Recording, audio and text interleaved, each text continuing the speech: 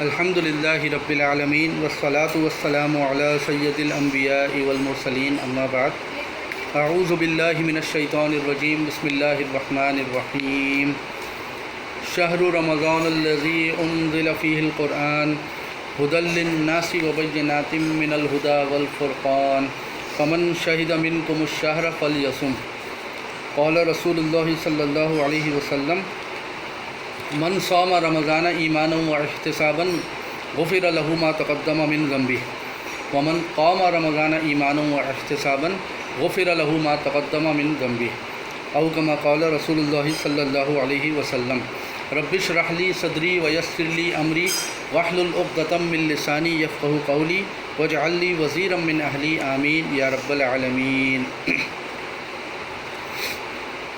زندگی کے مختلف شعبوں میں جب ہم جائزہ لیتے ہیں تو ہر شعبے زندگی میں کچھ نہ کچھ دن ایسے ضرور آتے ہیں کہ جب اس شعبے زندگی کا کام اپنے پورے عروج پر ہوتا ہے۔ ویسے تو سارا سال ہی کام چل رہا ہوتا ہے، لیکن کچھ دن ہر شعبے زندگی میں ایسے آتے ہیں کہ جب وہ کام اپنے پورے جوبن پر ہوتا ہے، عروج پر ہوتا ہے۔ اس کو ہم عرف عام میں کہتے ہیں سیزن چل رہا ہے، اور ہم جانتے ہیں کہ سیزن جو ہے وہ مختلف چیزوں کا ہوتا ہے۔ کاروبار کا بھی سیزن ہوتا ہے، سارا سال کاروبار چلتا ہے، لیکن جب سیزن ہوتا ہے مخصوص تو کاروبار کی مصروفیات بے تحاشا ہو جاتی ہیں۔ اسی طرح امتحانوں کا ایک سیزن ہوتا ہے۔ ویسے تو ایک اچھا طالب علم سارا سال ہی پڑھتا ہے، لیکن جب امتحان ہوتے ہیں تو محنت کا معاملہ اور زیادہ بڑھ جاتا ہے، بہت زیادہ شدید مشقت اور محنت کا معاملہ ہوتا ہے۔ تو زندگی کے ہر معاملے میں کوئی نہ کوئی سیزن ضرور آتا ہے۔ سیزن کے حوالے سے دو باتیں ہم جانتے ہیں۔ ایک یہ کہ سیزن کی تیاری سیزن شروع ہونے سے پہلے کی جاتی ہے، تاکہ اس سیزن کے شروع ہونے کے بعد اس سے پورا فائدہ اٹھایا جا سکے۔ مثال کے طور پہ اگر کسی کاروبار کا سیزن ہے تو تاجر لوگ جو ہوتے ہیں اس کا مال پہلے سے جمع کر کے رکھتے ہیں دکان میں، تاکہ سیزن سے پورا فائدہ اٹھایا جائے۔ امتحانوں کی تیاری امتحانوں سے پہلے ہوگی، تبھی امتحان کا فائدہ ہوگا۔ تو سیزن کی تیاری سیزن سے پہلے کی جاتی ہے۔ دوسری بات، جب کوئی سیزن شروع ہو جاتا ہے تو پھر اس سیزن کے دوران آرام کرنے کا ٹائم کم ملتا ہے، محنت زیادہ کرنی پڑتی ہے، لیکن فائدہ بھی زیادہ ہوتا ہے۔ یعنی آرام کرنے کا ٹائم کم ملتا ہے، محنت زیادہ کرنی پڑتی ہے، لیکن اس کا فائدہ بھی زیادہ ہوتا ہے۔ یہ باتیں ہم اچھی طرح جانتے ہیں زندگی کے تمام معاملات میں۔ اب ان نکات کو ذہن میں رکھتے ہوئے بات کو آگے بڑھاتے ہیں، وہ یہ کہ رمضان المبارک بھی مسلمانوں کے لیے ایک سیزن کا درجہ رکھتا ہے، سیزن کی حیثیت رکھتا ہے۔ کس چیز کا سیزن؟ نیکیوں کا سیزن۔ اللہ تعالیٰ نے اس ماہ مبارک کو مسلمانوں کے لیے نیکیوں کا سیزن قرار دیا ہے۔ نیکیاں کرنا آسان ہو جاتا ہے، نیکیوں کا ثواب بڑھ جاتا ہے، جس کی تفصیل آگے حدیث میں آ جائے گی۔ حدیث میں آتا ہے کہ شیاطین جکڑ دیے جاتے ہیں رمضان کا مہینہ شروع ہوتے ہی۔ گویا اللہ تعالیٰ کی طرف سے نیکیوں کا پیکیج ہے، نیکیوں کا سیزن ہے یہ مہینہ، اور اس سیزن سے بھی ہمیں زیادہ سے زیادہ فائدہ اٹھانا ہے۔ تو رمضان جو کہ نیکیوں کا سیزن ہے، تو اس نیکیوں کے سیزن کی تیاری بھی نیکیوں سے رمضان شروع ہونے سے پہلے کی جائے گی، اور پھر جب وہ رمضان کا مہینہ شروع ہو جائے گا تو اس سے فائدہ اٹھانے کے لیے آرام کرنے کا ٹائم کم ملے گا، محنت زیادہ کرنی پڑے گی زیادہ سے زیادہ، تاکہ اس مہینے سے فائدہ اٹھایا جائے۔ جب ہم رسول اللہ صلی اللہ علیہ وسلم کی زندگی کا جائزہ لیتے ہیں تو ہمیں یہ نظر آتا ہے کہ آپ صلی اللہ علیہ وسلم رمضان کی تیاری رجب کے ہی مہینے سے شروع کر دیا کرتے تھے۔ گویا رجب کے ہی مہینے سے پلاننگ ہوتی تھی رمضان کے حوالے سے، رمضان کی تیاری کرنا۔ چنانچہ حدیث میں ہمیں ایک دعا ملتی ہے حضور صلی اللہ علیہ وسلم کی، کہ آپ صلی اللہ علیہ وسلم نے فرمایا کہ اللہم بارک لنا فی رجب و شعبان وبلغنا رمضان، یعنی اے اللہ ہمیں رجب اور شعبان کے مہینے میں ہمارے لیے برکت عطا فرما اور ہمیں رمضان کے مہینے تک پہنچا دے۔ وہ رجب کے مہینے ہی سے تیاری شروع ہو گئی رمضان کی۔ پھر آپ صلی اللہ علیہ وسلم یہی نہیں کہ خود تیاری کرتے ہوں، بلکہ اپنے صحابہ کرام کو بھی موٹیویٹ کیا کرتے تھے، صحابہ کرام کو بھی ترغیب دیا کرتے تھے رمضان کی تیاری کے لیے۔ اس رمضان کے نیکیوں کے سیزن کی تیاری کے حوالے سے ہمیں رسول اللہ صلی اللہ علیہ وسلم کا ایک خطبہ ملتا ہے، جو کہ بہقی کی حدیث میں موجود ہے، اور رسول اللہ صلی اللہ علیہ وسلم کا یہ خطبہ ہمارے لیے حضرت سلمان فارسی رضی اللہ تعالیٰ عنہ نے محفوظ فرمایا۔ یعنی حضرت سلمان فارسی اس خطبے کے راوی ہیں۔ حضرت سلمان فارسی فرماتے ہیں کہ ایک دفعہ شعبان کی آخری تاریخ تھی تو حضور صلی اللہ علیہ وسلم نے ہم سب کو ایک خطبہ دیا، اور وہ خطبہ کیا تھا؟ اس خطبے کا کچھ خلاصہ ہے کہ جو کہ میں یہاں پہ آپ کے سامنے بیان کر رہا ہوں۔ خطبہ یہ تھا کہ اے لوگو، تم پر ایک نہایت عظمت اور برکت والا مہینہ سایہ فگن ہونے والا ہے۔ شعبان کی آخری تاریخ کو یہ خطبہ دے رہے ہیں حضور صلی اللہ علیہ وسلم کہ تم پر ایک نہایت برکت اور عظمت والا مہینہ سایہ فگن ہونے والا ہے۔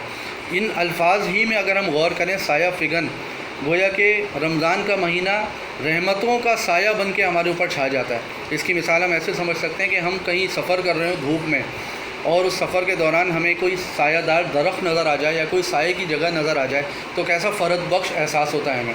تو گویا ہم دنیا کے معاملات میں مصروف ہوتے ہیں، مادی طور پہ دین سے بھی دور ہو رہے ہوتے ہیں کہ رمضان کا مہینہ آتا ہے اور رحمتوں کا سایہ بن کے ہمارے اوپر چھا جاتا ہے، اور ایسا پیکیج ہے اللہ کی طرف سے کہ شیاطین جگڑ دیے جاتے ہیں، گویا ہمیں کھلی چھوٹ دے دی جاتی ہے نیکیاں کرنے کی، نیکیاں کرنا آسان۔ تو حضور صلی اللہ علیہ وسلم نے فرمایا کہ ایک نہایت عظمت اور برکت والا مہینہ تم پر سایہ فگن ہو رہا ہے۔ آگے فرمایا کہ اس میں ایک رات ایسی ہے کہ جو 1000 مہینوں سے بہتر ہے، یعنی شب قدر، اور 1000 مہینوں سے بہتر رات ہے۔ 1000 مہینے کیلکولیشن اگر ہم کریں تو 83 سال بنتے ہیں۔ 83 سال جو ہے وہ کسی کی، اکثر لوگوں کی زندگی بھی نہیں ہوتی، لیکن اگر کوئی اس شب کو پا لے، اس کو حاصل کر لے، اس کو عبادات میں گزار دے تو گویا اس کو 83 سال کی عبادت کا ثواب ملے گا۔ کتنا بڑا پیکیج ہے، کتنا بڑا سیزن ہے اللہ تعالیٰ کی نیکیوں کی طرف سے، نیکیوں کے حوالے سے۔ ہاں یہ ضرور ہے کہ اس میں بھی مشقت ہے، کیونکہ سیزن میں محنت تو کرنی ہے، مشقت اٹھانی ہے۔ تو حضور صلی اللہ علیہ وسلم کی ایک اور حدیث ہے کہ شب قدر کو رمضان کے آخری عشرے کی 5 طاق راتوں میں تلاش کرو، یعنی 21، 23، 25، 27 اور 29، ان 5 راتوں میں سے کوئی ایک شب قدر ہوگی۔ احتیاطاً سبھی میں عبادت کی جائے، بلکہ پورا مہینہ ہی عبادت کی جائے تاکہ یہ رات جو ہے وہ ہمیں مل سکے۔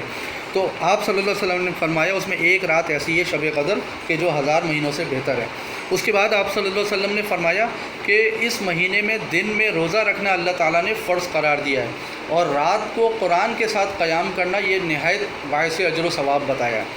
گویا رمضان المبارک کی 2 خصوصی عبادات ہیں، ایک دن کا روزہ اور ایک رات کا قیام، یعنی قرآن کے ساتھ راتیں گزارنا۔ اس کی تفصیل آگے بیان کروں گا۔ یہ 2 خصوصی عبادتیں رمضان کی جو کہ عام دنوں میں نہیں ہوتی، یہ پورے رمضان کا گویا سب سے بڑا پیکیج ہے، دن کا روزہ اور رات کا قیام۔ روزہ رکھنا فرض ہے اور رات کے قیام کو فرض قرار نہیں دیا، لیکن نہایت اجر و ثواب کا باعث بیان کیا ہے۔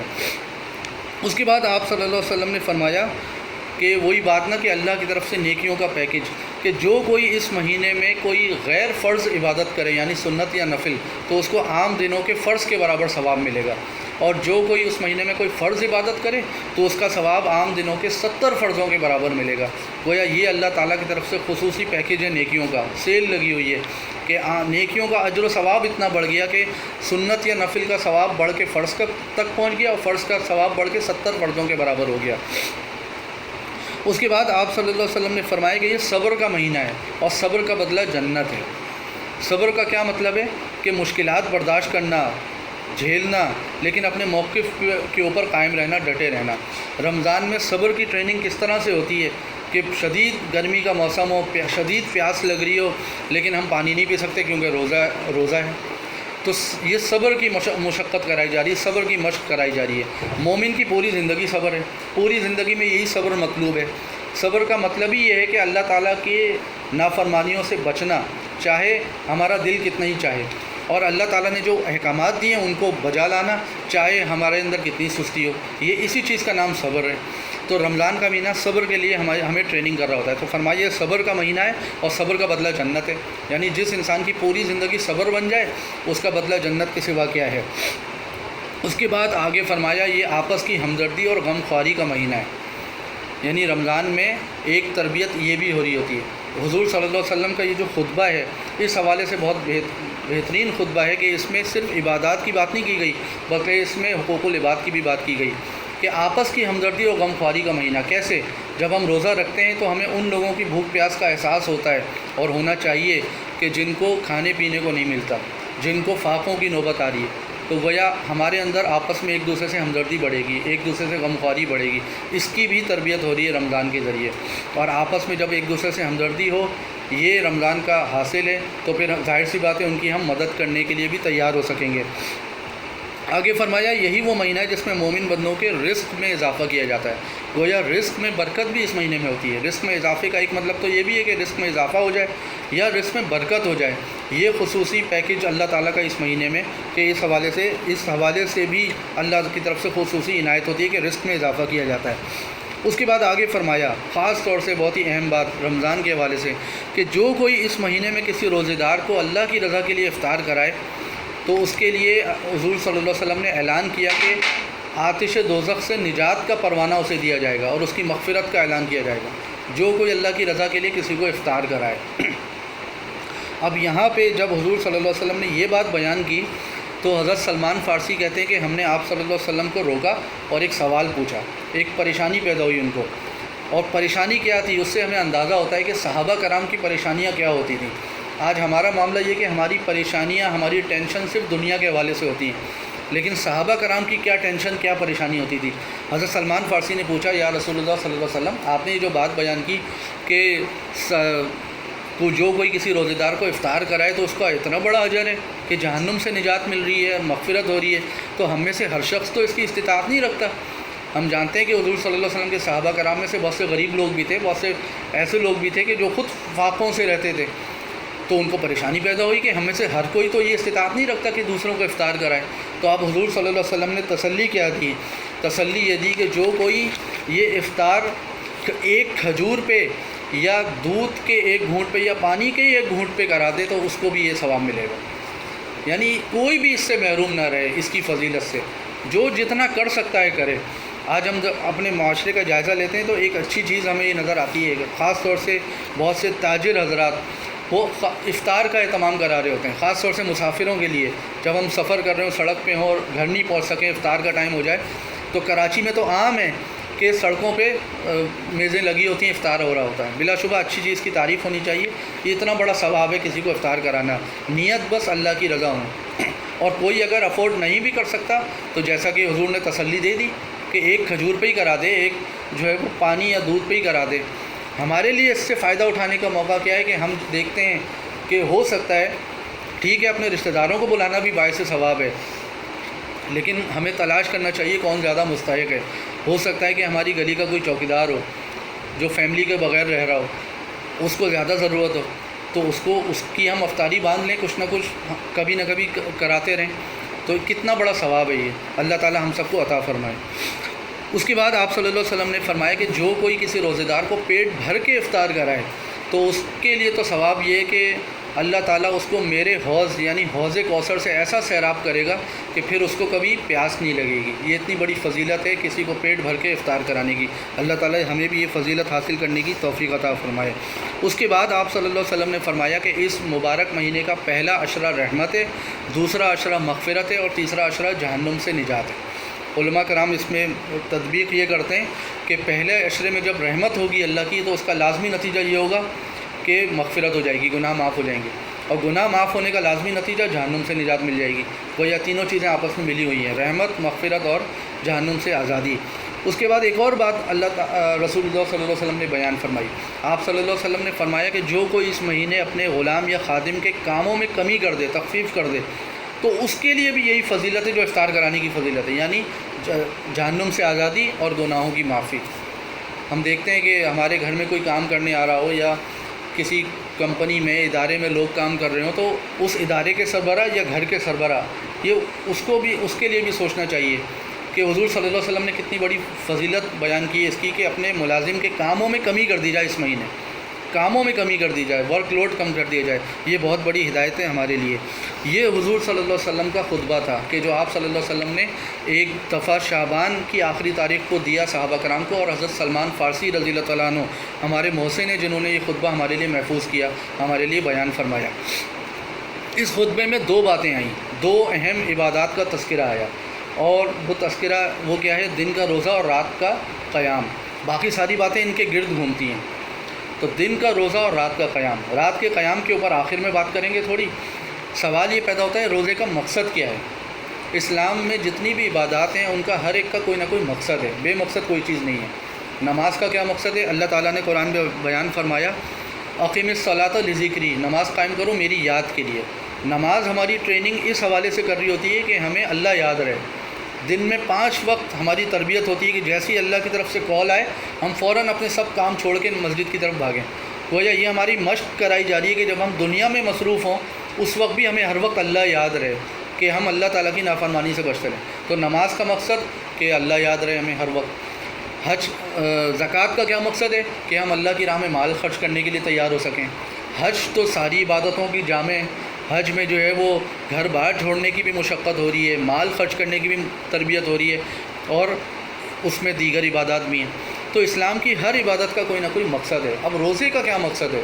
روزے کا مقصد جاننے کے لیے جب ہم قرآن کا جائزہ لیتے ہیں، قرآن پڑھتے ہیں، تو سورۃ البقرہ آیت نمبر 183 میں اس کا جواب ملتا ہے، اور وہ روزے کا بنیادی مقصد ہے۔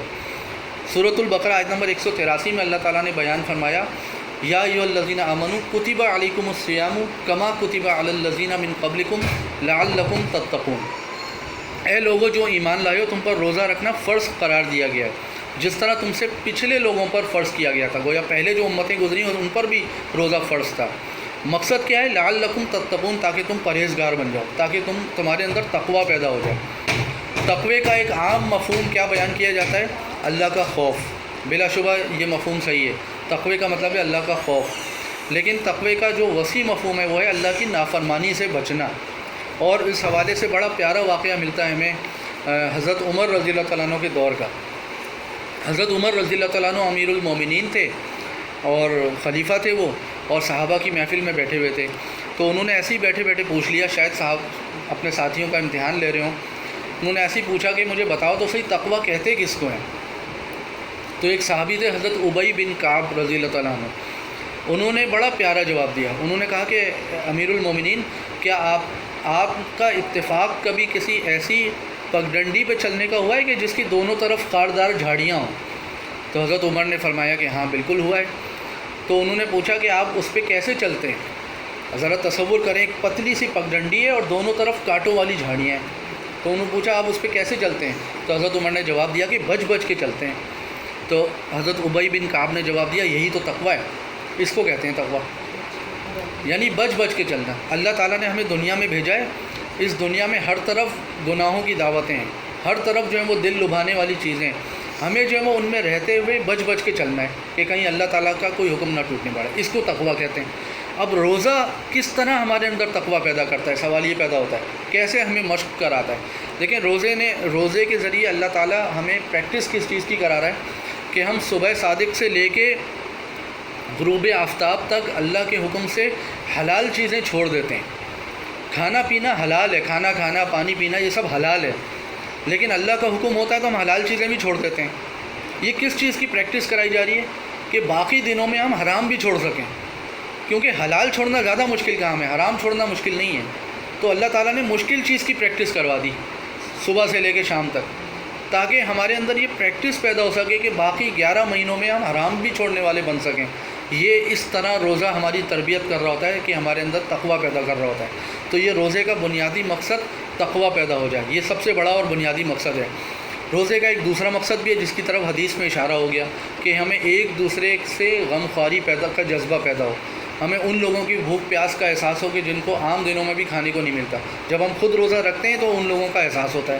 یہ بھی ایک بہت بڑا جو ہے وہ مقصد ہے روزے کا۔ البتہ روزے کا ایک تیسرا مقصد بھی ہے، اور وہ بھی ہمارے سامنے رہنا چاہیے، اور وہ مقصد انقلابی ہے وہ، اور اس مقصد کے لیے ہمیں تھوڑا تاریخ میں جانا پڑے گا۔ عربوں کے ہاں یہ طریقہ تھا، ہم جانتے ہیں کہ وہ لوگ گھوڑے پالا کرتے تھے، اور وہ لوگ اپنے گھوڑوں کو روزہ رکھواتے تھے۔ یہ بڑی عجیب سی بات ہے، لیکن وہ گھوڑوں کو روزہ رکھوایا کرتے تھے، یعنی کچھ دنوں کے لیے یا کچھ گھنٹوں کے لیے روزے کا کھانا پانی بند کر دیتے تھے۔ بلکہ روایات میں آتا ہے کہ وہ گھوڑے کے منہ پہ ایک کپڑا باندھتے تھے اور اس کو ریگستان میں تپتی ہوئی گرم ہواؤں کے تھپیڑوں کے سامنے کھڑا کر دیتے تھے۔ وہ گھوڑے کو مشق کرایا کرتے تھے کہ وہ کچھ دیر کھانے اور پانی کے بغیر رہ سکے۔ کیوں؟ اس لیے کہ ہم جانتے ہیں کہ آئے دن جنگیں ہوتی تھیں، اور ان لوگوں کا خاص جو مشغلہ تھا وہ یہ تھا کہ وہ صبح سویرے بستیوں پہ حملہ کرتے تھے اور لوٹ مار کرتے تھے، اور ان ساری کارروائیوں میں چاہے وہ جنگ ہو یا لوٹ مار ہو، ان ساری کارروائیوں میں گھوڑا بہت ہی کارآمد جانور تھا۔ گھوڑا ان کا ہتھیار تھا، گھوڑے پہ بیٹھ کے ہی وہ ساری کارروائیاں کرتے تھے۔ اب جنگ کے میدان میں ہو سکتا ہے کہ ایسا موقع آ جائے، اور اکثر آتا ہے کہ کھانے کو نہ ملے یا پانی نہ ملے، اور عین اس موقع اگر گھوڑا پیاسا ہو یا گھوڑا بھوکا ہو اور وہ جنگ کے میدان میں بیٹھ جائے بھوک پیاس سے، تو کتنا بڑا نقصان ہو سکتا ہے۔ اس لیے وہ لوگ اپنے گھوڑے کو مشق کرایا کرتے تھے، امن کے دنوں میں بھی اس کا کھانا پانی کچھ دیر کے لیے بند کر دیتے، اس کو وہ کہتے تھے گھوڑے کا روزہ۔ اللہ تعالیٰ نے جو لفظ لیا ہے سوم، یہ وہیں سے لیا ہے کہ ہمیں بھی اللہ تعالیٰ یہ مشق کرا رہا ہے۔ کیوں؟ اس لیے کہ ہم امت مسلمہ ہیں، ہم مسلمان ہیں، ہمیں اللہ تعالیٰ نے خاص مشن دے کر اس دنیا میں بھیجا ہے، اور وہ مشن کیا ہے اللہ تعالیٰ نے فرمایا قرآن میں سورۃ البقرہ وَكَذَلِكَ جَعَلْنَاكُمْ أُمَّةً وَسَطًا لِتَكُونُوا شُهَدَاءَ عَلَى النَّاسِ وَيَكُونَ الرَّسُولُ عَلَيْكُمْ شَهِيدًا، اور اسی طرح ہم نے تمہیں بہترین امت بنایا ہے تاکہ رسول تم پر گواہ بن جائے اور تم لوگوں پر گواہ بن جاؤ۔ یعنی ہمیں الاسلام کا پیغام پوری انسانیت تک پہنچانا ہے، اور صرف پہنچانا ہی نہیں ہے بلکہ اللہ کے دین کے غلبے کے لیے بھی جدوجہد کرنی ہے۔ سورہ شورى میں آتا ہے ان اقیموا الدین، دین کو قائم کرو۔ تو کتنی بڑی مشقت ہے یہ، کتنا بڑا محنت طلب کام ہے کہ اللہ کے دین کے غلبے کی جدوجہد کرنی ہے۔ یہ کوئی آسان کام تو نہیں ہے، اس لیے کہ اس راستے میں حضور صلی اللہ علیہ وسلم کے 259 صحابہ کرام کی جانیں گئی ہیں۔ بھوک پیاس تو بہت ہی چھوٹی سی چیز ہے، اس میں تو جان کا بھی خطرہ ہے، اور اللہ تعالیٰ نے ہم مسلمانوں کو بھیجا ہی اس دنیا میں اسی مشن کے لیے کہ دنیا میں اللہ کے دین کی جدوجہد کریں۔ اس مشن میں اس راستے پہ عمل کرتے ہوئے بھی تو یہ نوبت آ سکتی ہے، ہمیں بھی تو جنگوں کا سامنا ہو سکتا ہے، اور جنگ نہ بھی ہو تو ویسے ہی اللہ کے دین پہ عمل کرنے کے لیے نوبت آ سکتی ہے کہ فاقوں کی نوبت آ جائے۔ تو اس حالت میں ہم کہیں اچانک اپنے ہتھیار نہ ڈال دیں، اچانک جو ہیں وہ بے صبرے نہ ہو جائیں۔ روزہ اس حوالے سے بھی ہماری مشق کرا رہا ہوتا ہے کہ اللہ تعالیٰ گویا ہم بھی اللہ کے گھوڑے ہیں اور اللہ تعالیٰ کو ہمارے ذریعے سے کام لینا ہے، تو اللہ تعالیٰ نے روزے جیسی عبادت رکھی کہ ہمارا بھی اسٹیمنا بڑھے، ہمارے اندر بھی پریکٹس پیدا ہو کہ بھوک پیاس جو ہیں وہ برداشت کر سکیں۔ یہ ہے روزے کے مقاصد، اس مقصد کے لیے اللہ تعالیٰ نے روزے جیسی عبادت رکھی ہے۔ آج ہمارا مسئلہ یہ کہ ہر عبادت کی طرح روزے کی بھی یہ اہم عبادت ہے، اس کا بھی صرف ڈھانچہ باقی رہ گیا اور روح نکل گئی، یعنی اصل مقصد وہ ہے وہ فراموش ہو گیا اور صرف یہ ایک ڈھانچہ باقی رہ گیا۔ جس طرح نماز ہم پڑھ رہے ہوتے ہیں، رکوع کرتے ہیں، سجود کرتے ہیں، لیکن نماز کی جو اصل روح ہے وہ تو نماز کا ڈھانچہ ہے، رکوع اور سجود کرنا، لیکن نماز کی اصل روح ہے اللہ کی یاد۔ وہ مقصد اگر نہ ہو تو بھی اس کا مطلب ہے کہ مقصد حاصل نہیں ہو رہا۔ عبادت کا ثواب ملے گا یقیناً، لیکن اگر مقصد پورا نہ ہو تو پھر اس کا وہ فائدہ حاصل نہیں ہوتا، اور یہی وجہ ہے کہ آج ہم مسلمان عبادات کر رہے ہوتے ہیں لیکن ہمیں فائدہ حاصل نہیں ہو رہا، اس لیے کہ مقاصد جو ہیں وہ پیچھے ڈال دی ہم نے۔ اس حوالے سے حدیث میں بڑی سنگین وعید آئی ہے، اور 2 حدیثیں مثال کے طور پہ بیان کروں گا کہ اگر یہ مقصد سامنے نہ ہو تو پھر انسان روزہ رکھ کر بھی گناہ نہیں چھوڑتا، حالانکہ روزے کا مقصد ہی یہ ہے کہ گناہ چھوڑنے کی پریکٹس ہو، لیکن روزے کا مقصد ہی حاصل نہیں ہوگا اگر پتہ ہی نہ ہو، کسی کو شعور ہی نہ ہو۔ حضور صلی اللہ علیہ وسلم نے ایک حدیث میں فرمایا کہ کتنے ہی روزے دار ایسے ہیں کہ جن کو روزے میں سوائے بھوک پیاس کے کچھ حاصل نہیں ہوتا، اور کتنے ہی راتوں کو کھڑے ہونے والے ایسے ہیں کہ جن کے ہاتھ سوائے رت جگہ کے کچھ نہیں آتا۔ اسی طرح ایک اور حدیث میں حضور صلی اللہ علیہ وسلم نے فرمایا مفہوم کہ اگر کوئی شخص روزہ رکھ کر بھی جھوٹ اور باطل کام نہ چھوڑے تو اللہ تعالیٰ کو اس کی کوئی حاجت نہیں کہ وہ بھوکا پیاسا رہے۔ یہ بڑی سخت وعید، اور بات کیا ہے کہ بس عبادت رسم کے طور پہ ہو اور مقصد فراموش کر دیا جائے۔ اس حوالے سے مولانا مودودی رحمۃ اللہ علیہ نے ایک بڑی پیاری مثال سے یہ بات سمجھائی ہے۔ انہوں نے مثال دی کہ دیکھیں، کھانا کھانا ہماری زندگی کا ایک اہم کام ہے، اس کے بغیر ہم زندہ نہیں رہ سکتے، کھانا کھانے کے بغیر۔ اب اگر ہم کھانا کھانے کا جائزہ لیں کہ ہم کھانا کھاتے کس طرح ہیں تو ہمیں 4 کام نظر آتے ہیں۔ نمبر 1 ہم نوالا بناتے ہیں، نمبر 2 اس کو منہ میں لے جاتے ہیں، نمبر 3 اس کو چباتے ہیں، اور نمبر 4 اس کو نگل لیتے ہیں، پیٹ میں لے جاتے ہیں۔ کھانا کھانے کی یہ 4 شکلیں ہیں، یہ کھانا کھانے کا سمجھ لیں ڈھانچہ ہے، لیکن یہ مقصد نہیں ہے کھانے کا۔ کھانے کا مقصد کیا ہے؟ کھانے کا مقصد یہ کہ جسم کو توانائی ملے، جسم کو غذائیت ملے۔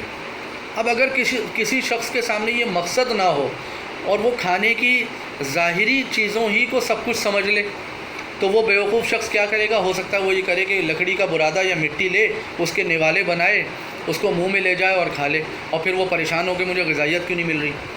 تو بھائی غذائیت اس لیے نہیں مل رہی کہ اس نے مقصد فراموش کر دیا۔ مقصد یہ نہیں تھا کہ نوالے بنانا اور چبانا اور کھانا، مقصد تھا غذائیت پہنچانا، اس کے لیے وہ چیز اس کو حاصل کرنی تھی کہ جس سے غذائیت ہو۔ یا کوئی شخص ہو کہ جو کھانا تو ٹھیک کھا رہا ہے لیکن کھانا کھاتے ہی الٹی کر دیتا ہے، اور پھر وہ کہے کہ کیا وجہ ہے کہ کھانا میرے جسم کو کیوں نہیں لگ رہا، تو بھائی الٹی تو وہ خود کر رہا ہے۔ تو ہمیں بھی جائزہ لینا چاہیے اپنا کہ روزے کا ہم مقصد پورا کر رہے ہیں یا نہیں۔ کہیں ایسا اگر روزہ رکھ کر بھی برے کام ہو رہے ہیں تو اس کا مطلب کہ روزہ رکھ ہی نہیں رہے ہم صحیح طرح، ہم غلط چیز پہ کو روزہ سمجھ رہے ہیں۔ اور اگر روزہ تو صحیح رکھ رہے ہیں، رمضان کا مہینہ تو صحیح گزار رہے ہیں، لیکن چاند رات کو سب کچھ الٹی کر دیں، سب کچھ اگل دیں، تب بھی ہمیں کوئی فائدہ نہیں ہوگا۔ تو روزے کا یہ مقصد سامنے ہو تبھی ہمیں جو ہے وہ اس عبادت سے صحیح فائدہ اٹھا سکتے ہیں۔ اور اگر جو شخص روزے کے ان مقاصد کو سامنے رکھ کر روزہ رکھے تو اس کا اجر و ثواب بھی بہت ہے۔ جہاں وعیدیں ہیں وہاں اجر و ثواب بھی ہے، اور کتنا بڑا اجر ہے ایک حدیث قدسی ہے. حدیث قدسی جو ہے وہ اللہ کا فرمان ہوتا ہے، لیکن رسول اللہ صلی اللہ علیہ وسلم کی زبان سے ہمیں ملا ہوتا ہے. حدیث قدسی ہے بہت ہی اہم. اس میں اللہ تعالیٰ یہ فرماتا ہے کہ روزہ میرے لیے ہے اور میں ہی اس کا بدلہ دوں گا. یہ بالکل ایسا ہی ہے کہ کوئی باپ اپنے بیٹے سے کہے کہ اگر تم نے یہ کام کر لیا تو اس کا تو میں ہی تمہیں انعام دوں گا. انعام وہ نہیں بتائے، لیکن انسان سمجھ جائے کہ ہاں کوئی اس کا مطلب ہے کوئی بہت ہی بڑا انعام ملنے والا ہے. تو اللہ تعالیٰ نے جب یہ کہا کہ روزہ میرے لیے ہے اور میں ہی اس کا بدلہ دوں گا، اس کا مطلب ہے کوئی بہت ہی بڑا انعام ملنا ہے.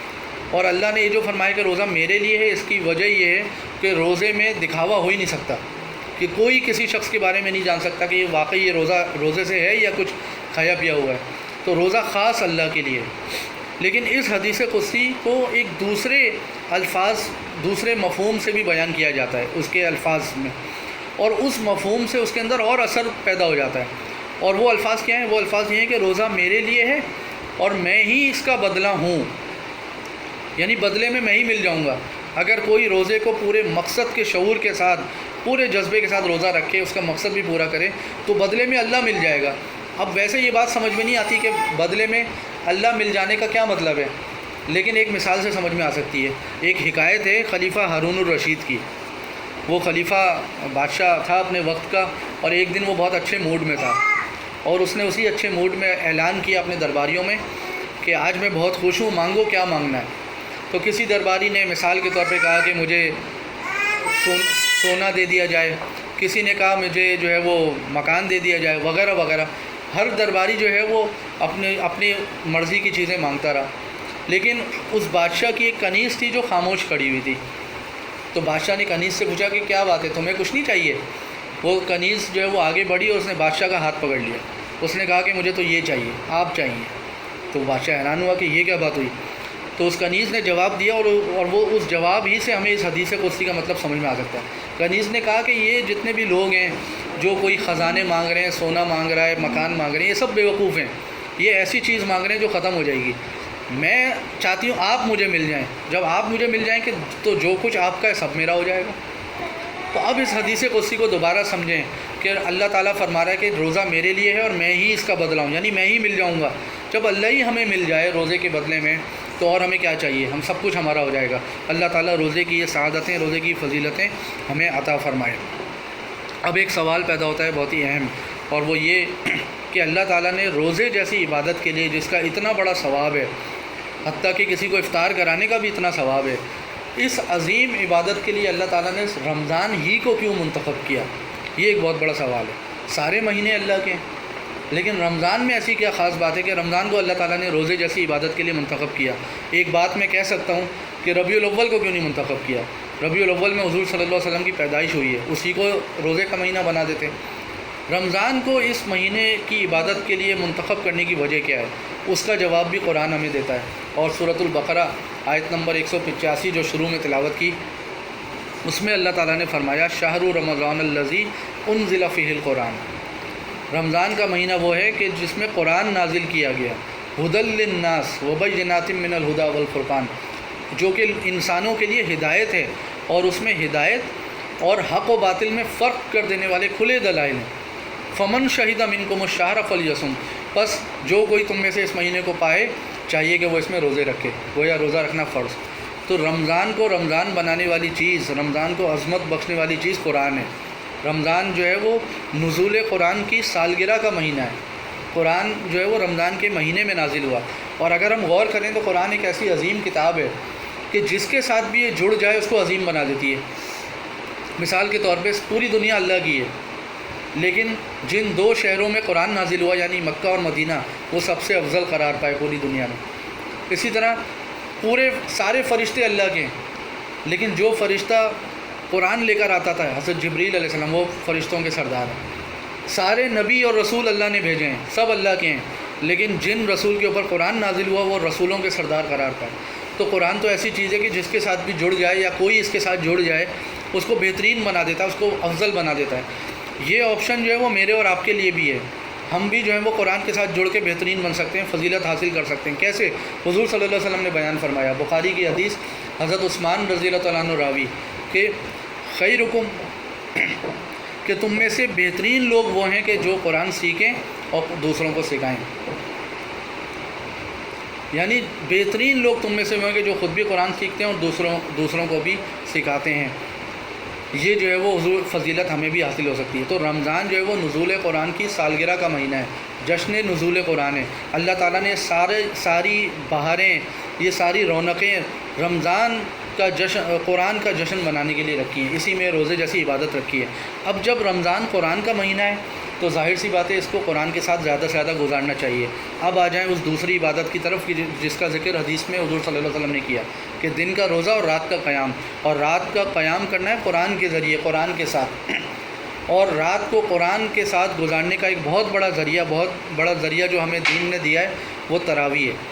تراویح جو ہے وہ حضور صلی اللہ علیہ وسلم کے دور میں اس طرح نہیں ہوتی تھی، جماعت نہیں ہوتی تھی، آپ صحابہ کرام جو ہیں وہ انفرادی طور پہ پڑھتے تھے، اور حضور صلی اللہ علیہ وسلم نے صرف 3 دن تراویح کی جماعت کرائی، اور چوتھے دن یہ سوچ کے حضور نہیں آئے کہ کہیں یہ تم پر فرض نہ ہو جائے، لیکن انفرادی طور پہ صحابہ کرام ساری رات قرآن کے ساتھ گزارتے تھے، قیام کرتے تھے، اور تہجد سے پہلے اس کو پڑھا کرتے تھے۔ اور کتنا اہتمام ہوتا تھا کہ حضرت ابوبکر صدیق کے بیٹے یہ فرماتے ہیں کہ جب ہمارے والد تراویح پڑھ کے گھر آتے تھے تو گھر والوں سے کہتے تھے کہ ذرا جلدی سے سحری لگاؤ، کہیں سحری کا وقت ختم نہ ہو جائے، گویا ساری رات قرآن کے ساتھ بسر ہو رہی ہے۔ بعد میں جب حضرت عمر رضی اللہ تعالیٰ عنہ کا دور آیا تو حضرت عمر رضی اللہ تعالیٰ عنہ ایک انقلابی شخصیت تھے، انہوں نے سوچا کہ ہم تو یہ سب کر لیتے ہیں، لیکن آگے چل کے تو مسلمان جو ہوں گے وہ پتہ نہیں کمزور ایمان والے بھی ہوں گے یا دنیا کی اور مصروفیات ہوں گی، وہ کہیں اس عبادت سے محروم نہ رہ جائیں، تو کیوں نہ تراویح کی ایک جماعت قائم کر دی جائے اور اس میں ایک ترتیب سے پورے مہینے قرآن کی تلاوت کر لی جائے تاکہ پورے مہینے لوگ قرآن کا ایک دور سے گزر جائیں، قرآن سن لیں۔ چنانچہ اور اس کو عشاء کی نماز کے ساتھ اٹیچ کر دیا انہوں نے تاکہ مسلمانوں کی اکثریت اس کو حاصل کر سکے، اس سے محروم نہ رہے۔ یہ حضرت عمر رضی اللہ تعالیٰ عنہ کا بہت بڑا احسان ہے امت مسلمہ پہ کہ تراویح جیسی عبادت کو ہمارے لیے آسان کر دیا، عشاء کے ساتھ جوڑ کے اور اس کو جماعت کی صورت میں رائج کر کے، اور اس پہ تمام صحابہ کرام کا اجماع ہوا، یعنی اتفاق ہوا، اور پھر اس کے بعد ہی یہ تراویح جو ہے وہ سلسلہ چل پڑا۔ یعنی آج کوئی یہ نہیں کہہ سکتا کہ حضور کے دور میں تو تراویح ہوتی نہیں تھی اس لیے میں بھی نہیں پڑھوں گا۔ بھائی حضرت عمر نے یہ چیز شروع کی، اس پہ سب کا اتفاق ہو گیا، اجماع ہو گیا، اور صحابہ کرام کا اجماع بھی دین میں اہمیت رکھتا ہے۔ لیکن مقصد کیا تھا تراویح کو شروع کرنے کا؟ مقصد یہ تھا کہ پورے مہینے میں لوگ کم از کم ایک دفعہ ترتیب سے پورے قرآن سے گزر جائیں تاکہ اللہ کا پیغام جو ہے وہ ریوائز ہو جائے، پتہ چل جائے اللہ نے ہم سے کیا فرمایا۔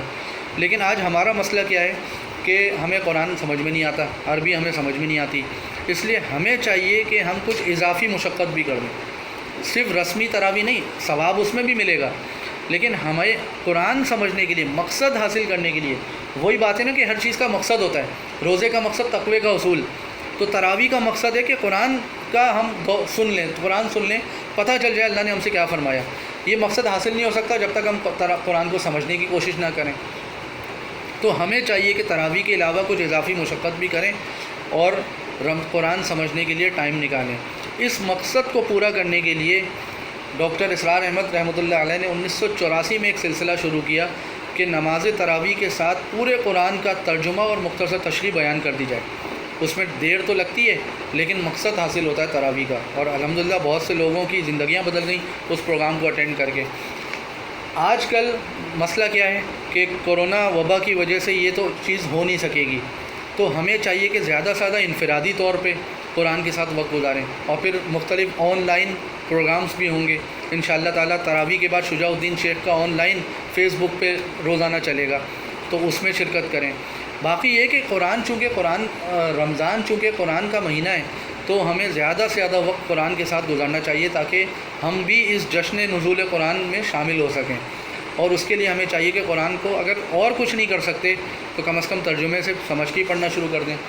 رمضان میں ایک عام جو ہے وہ لوگوں میں ریس لگی ہوئی ہوتی ہے، کوئی کہتا ہے میں 1 قرآن ختم کروں گا، کوئی کہتا ہے میں 2 قرآن ختم کروں گا۔ سوچنے کی بات ہے، ٹھیک ہے بے شک 2 قرآن ختم نہ کریں، 1 کر لیں، لیکن ترجمے سے کر لیں، ترجمہ بھی پڑھ لیں ساتھ ساتھ۔ اگر 1 بھی نہ ہو، کوئی 1 کرتا ہے تو وہ بے شک 1 نہ کرے، وہ 15 پارے ترجمے سے پڑھ لے، باقی بعد میں مکمل کر لے۔ کچھ لوگ ہوتے ہیں جو واقعتاً بہت مصروف ہوں، جن کے پاس بالکل وقت نہ ہو، وہ اس نیت سے قرآن ترجمے سے پڑھنا شروع کریں کہ جب اگلا رمضان آئے گا تو انشاءاللہ میں پورا پڑھ چکا ہوں گا۔ شروع تو کریں، کم از کم قرآن کے ساتھ وقت گزاریں، یہ جو ہے وہ رمضان کا حاصل ہے، کیونکہ رمضان جو ہے وہ قرآن کا مہینہ ہے۔ اب وہی بات جو شروع میں نے کی تھی کہ روزہ فرض ہے لیکن قرآن کے ساتھ وقت گزارنا فرض نہیں ہے، لیکن ہے بہت ہی باعث اجر و ثواب، اور اتنا اجر و ثواب ہے کہ اس کا ثواب جو ہے وہ 2 حدیثیں میں سناؤں گا، اس سے ایسا لگتا ہے کہ بالکل روزے کے برابر کر دیا ہے حضور صلی اللہ علیہ وسلم نے۔ پہلی حدیث اس میں آپ صلی اللہ علیہ وسلم نے فرمایا، جو میں نے شروع میں پڑھی بھی تھی، اور یہ بخاری کی حدیث ہے۔ آپ صلی اللہ علیہ وسلم نے فرمایا کہ جس نے اس مہینے میں ایمان اور احتساب کے ساتھ روزہ رکھا، اس کے تمام پچھلے گناہ معاف کر دیے گئے۔ پھر آگے فرمایا کہ جس نے ایمان اور احتساب کے ساتھ قرآن کے ساتھ وقت گزارا، قیام کیا، اس کے بھی پچھلے تمام گناہ معاف کر دیے گئے۔ گویا بالکل برابر ہے روزے اور قرآن کے ساتھ وقت گزارنے کا ثواب، اگرچہ ایک چیز فرض ہے ایک فرض نہیں ہے، لیکن ثواب بالکل برابر۔ ایک اور حدیث، اور وہ اس سے بھی زیادہ پر اثر ہے، اس میں حضور صلی اللہ علیہ وسلم نے فرمایا، مسند احمد کی حدیث ہے، فرمایا کہ روزہ اور قرآن دونوں قیامت کے دن بندے کی سفارش کریں گے۔ روزہ کہے گا، یا اللہ میں نے اس شخص کو دن بھر کھانے پینے اور نفسانی خواہشات پوری کرنے سے روکے رکھا، بس تو اس کے حق میں میری سفارش قبول فرما۔ قرآن کہے گا، یا اللہ میں نے اس بندے کو رات بھر سونے سے روکے رکھا، بس تو اس کے حق میں میری سفارش قبول فرما۔ آگے حضور صلی اللہ علیہ وسلم فرماتے ہیں دونوں کی سفارشیں قبول کی جائیں گی۔ گویا بالکل برابر کر دیا روزے اور قرآن کا ثواب۔ تو ہمیں چاہیے جتنا بھی ممکن ہو قرآن کے ساتھ وقت گزاریں، اور قرآن کو جو سمجھنے کا ثواب ہے وہ کتنا زیادہ ہے۔ ایک حدیث میں آتا ہے کہ جس نے قرآن کی ایک آیت کو سمجھ کے پڑھا اس کو 100 رکعت نفل کا ثواب ملے گا۔ یعنی ہم یہ ہو سکتا ہے ذہن میں یہ بات آئے کہ میں تو بس نوافل پڑھوں گا، تو بھائی نوافل پڑھنے کا بھی مقصد کیا ہے؟ ثواب حاصل کرنا ہے نا۔ تو اگر ثواب حاصل کرنا بھی مقصد ہے تب بھی قرآن سمجھنے میں وقت لگائیں، کیونکہ ایک آیت کو سمجھنے کا ثواب 100 رکعت نفل کے برابر ہے۔ اور ہمیں کیا چاہیے؟ پھر ایک اور حدیث کا مفہوم ہے کہ جس میں فرمایا حضور صلی اللہ علیہ وسلم نے کہ دعا کے حوالے سے، کہ بہت دعا کرنے والے بہت سے لوگ ہوتے ہیں نا، اور اپنے لیے بھی دعا مانگ رہے ہوتے ہیں، دوسروں کے لیے بھی دعا مانگ رہے ہوتے ہیں۔ ایک شخص ہے، حضور صلی اللہ علیہ وسلم نے فرمایا کہ جو قرآن میں مصروف رہتا ہے، یعنی قرآن یا تو سیکھنے میں یا سکھانے میں، اس میں اتنا وہ مصروف ہے کہ اس کو بیچارے کو اپنے لیے دعا کرنے کا وقت ہی نہیں مل رہا۔ تو حضور صلی اللہ علیہ وسلم نے تسلی دی کہ اللہ تعالیٰ اس شخص کو دعا کرنے والوں سے زیادہ عطا فرمائے گا، یعنی جس کو قرآن کی وجہ سے دعا مانگنے کا وقت نہ ملے تو اللہ تعالیٰ اس کا ذمہ لے رہا ہے کہ میں اس کو مانگنے والوں سے زیادہ عطا کروں گا۔ تو اور ہمیں کیا چاہیے؟ ثواب بھی ملے گا، دعائیں بھی پوری ہوں گی، اور ان سب سے بڑھ کر فائدہ کہ قرآن جو ہے وہ سمجھ میں آئے گا، روزے کا مقصد پورا ہوگا۔ اللہ تعالیٰ سے دعا ہے کہ یہ سب باتیں ہمیں ان کے اوپر عمل کرنے کی توفیق عطا فرمائے، روزے اور قرآن کے حقوق ادا کرنے کی اس مہینے میں توفیق عطا فرمائے، اور اس کے ساتھ ساتھ لوگوں کے حقوق ادا کرنے کی بھی توفیق عطا فرمائے، جس کا جو ہے وہ نہایت اجر و ثواب کا باعث بیان کیا گیا۔ آخر میں صرف ایک حدیث، مستدرک حاکم کی حدیث ہے، بہت ہی اہم، حضور رمضان کے ہی حوالے سے، اور اس میں اور چیزیں بھی ہیں۔ حضور صلی اللہ علیہ وسلم ایک دفعہ مسجد نبوی میں خطبہ دینے کے لیے تشریف لائے، اور آپ صلی اللہ علیہ وسلم نے جب پہلے ممبر کی پہلی سیڑھی پہ قدم رکھا تو فرمایا آمین، جب دوسری سیڑھی پہ قدم رکھا تو فرمایا آمین، اور جب تیسری سیڑھی پہ قدم رکھا تو فرمایا آمین۔ صحابہ کرام بہت حیران ہوئے کہ یہ کیا معاملہ ہے۔ بعد میں حضور صلی اللہ علیہ وسلم نے خطبہ دیا، جب فارغ ہوئے تو کسی صحابی نے پوچھ لیا۔ یہ بھی صحابہ کا ہم پر بہت بڑا احسان ہے کہ صحابہ کرام سوال پوچھ لیا کرتے تھے، اور اس ذریعے سے ہمیں جو ہے وہ بہت سی چیزیں معلوم ہوئی۔ تو ایک صحابی نے پوچھ لیا، یا رسول اللہ صلی اللہ علیہ وسلم یہ کا معاملہ ہوا کہ آپ جو ہے وہ اس طرح آپ نے کیا، تینوں سیڑھیوں پہ آمین کہا۔ تو حضور صلی اللہ علیہ وسلم نے پھر یہ راز کھولا، فرمایا کہ جب میں نے پہلی سیڑھی پہ قدم رکھا تو حضرت جبریل آئے اور انہوں نے ایک بد دعا دی۔ بد دعا کیا تھی؟ کہ ہلاک ہو جائے وہ شخص کہ جو رمضان کا مہینہ پائے اس کے باوجود اپنی بخشش نہ کروا سکے۔ تو میں نے کہا آمین۔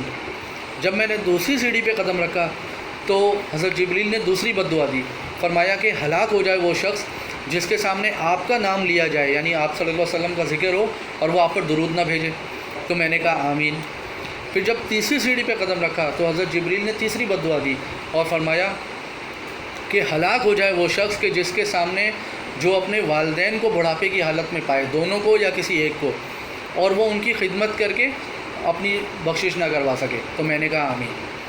اب ذرا اس حدیث کو ہم ذرا سوچ لیں کہ فرشتوں کے سردار نے بد دعا دی اور نبیوں کے سردار نے اس پہ آمین کہا، تو اس کی قبولیت میں کوئی شک ہو سکتا ہے؟ اللہ تعالیٰ ہمیں بات کو سمجھنے کی توفیق عطا فرمائے، جو بھی باتیں بیان کی مجھے بھی اور ہم سب کو اس پر عمل کرنے کی توفیق عطا فرمائے، اور رمضان المبارک کے مہینے سے زیادہ فائدہ اٹھانے کی توفیق عطا فرمائے۔ وآخر دعوانا الحمد للہ رب العالمین. جزاکم اللہ.